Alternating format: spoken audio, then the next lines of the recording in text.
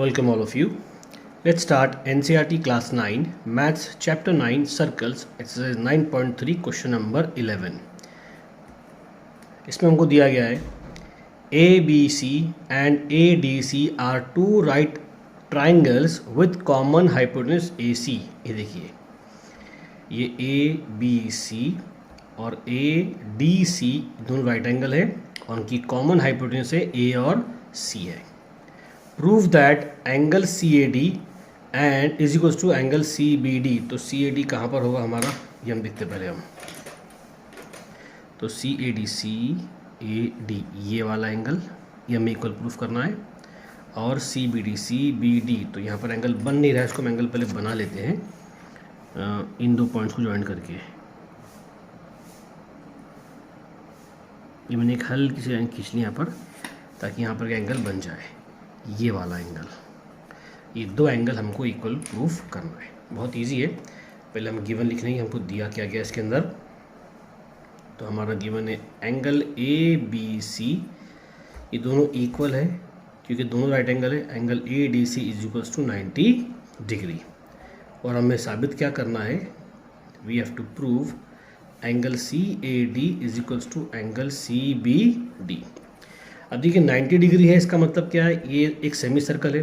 हालांकि semi circle का इसका हमको ज़्यादा फ़ायदा नहीं मिलने वाला है, लेकिन ये सेमी सर्कल जो है एक सेगमेंट बना रहा है. ये एक सेगमेंट दिख रहा है ABDC, पूरा एक सेगमेंट है और इसी के अंदर दो एंगल बन रहे हैं. तो अब प्रूफ में अगर हम देखेंगे तो देखिए assume CD as a cord.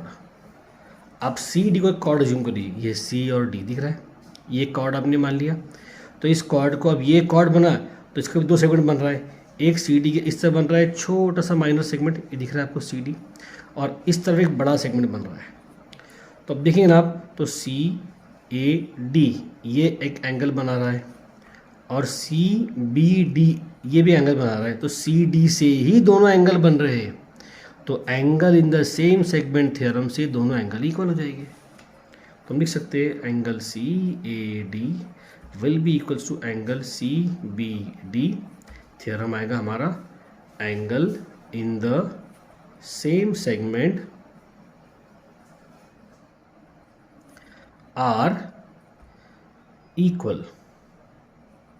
हो गया प्रूफ. हमें प्रूफ करना था, ज़्यादा उसमें कुछ था ही नहीं. अब आ जाइए क्वेश्चन नंबर 12 के ऊपर. ये आपके इस एक्सरसाइज का भी और इस चैप्टर का भी आखिरी क्वेश्चन है. तो prove that a cyclic parallelogram is a rectangle. ये एक पैरेललोग्राम दिया गया आपको, उसको मैंने नाम दिया है ABCD. तो उसको हम लिख लेंगे गिवन में कि ABCD is a cyclic parallelogram. ये हमारे को गिवन है. हमें प्रूफ क्या करना है, तो हमें प्रूफ करना है ABCD इज अ रेक्टेंगल. इसी पैरेललोग्राम को हमें रेक्टेंगल प्रूफ करना है. रेक्टेंगल प्रूफ कैसे करें, पैरेललोग्राम तो दे दिया है, तो इट मीन्स दो बातें हमें पता है. एक उसकी कि अपोजिट साइड उसकी इक्वल होगी, यानी AB CD के बराबर होगा और AD CB के बराबर होगा. और दूसरा हमें एक और बात पता है कि इसके अपोजिट एंगल्स भी इक्वल होंगे. ठीक, ये तो हो गया. अब साइक्लिक होने की वजह से साइक्लिक का फ़ायदा क्या मिलता है हमें, कि हमें ये पता है कि इसके अपोजिट एंगल का सम 180 होता है. और रेक्टेंगल प्रूफ करने के लिए मुझे किसी भी एक एंगल को 90 डिग्री प्रूफ कर देना है. तो एक तो हमको दो साथ में लेके चलने पड़ेंगे तभी पॉसिबल होगा. देखिए, तो हमारे जैसे पहले हम प्रूफ के ऊपर, तो प्रूफ में पहले ये बात देख लीजिए कि ABCD is a cyclic parallelogram. तो इसका मतलब क्या होगा कि ऑपोजिट एंगल इसके क्या हो गए, इक्वल हो गए. Therefore angle B will be equals to angle D. क्यों, क्योंकि ऑपोजिट है. ये बात है. अब ये तो हो गया. अब देखिएगा क्योंकि ये साइक्लिक है तो साइक्लिक की वजह से क्या हुआ, ये बात हम रिपीट करेंगे ना. But ABCD is a cyclic. तो साइक्लिक से क्या होगा कि angle B plus angle D ये दोनों 180 के बराबर होंगे साइक्लिक होने की वजह से. अब देखिए इसको क्वेश्चन नंबर 1 दे दीजिए. बी और डी इक्वल भी है और बी और डी का सम 180 भी है। तो क्या मैं डी को बी लिख लूँ? तो एंगल बी, क्योंकि ये डी और बी बराबर है तो मैं डी को बी लिख सकता हूँ और बी को डी लिख सकता हूँ, तो मैं दोनों को बी लिख लूँगा। ये भी एंगल बी, ये हो गया 180, ऐड करो तो हो जाएगा twice of angle B that is 180। तो एंगल बी यहाँ रहेगा 180 divide by 2, 2 1 2 9 0 as it is. तो एंगल बी आ गया आपका 90 डिग्री। तो एक एंगल मेरा प्रूफ हो गया।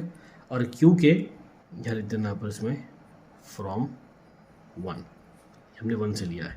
अब एंगल बी 90 है तो एंगल डी भी क्या होगा? 90 होगा।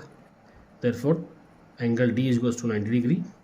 सो लिख देंगे हम therefore A B C D is a rectangle. 90 degree proof हो गया, ऑपोजिट्स के दोनों एंगल।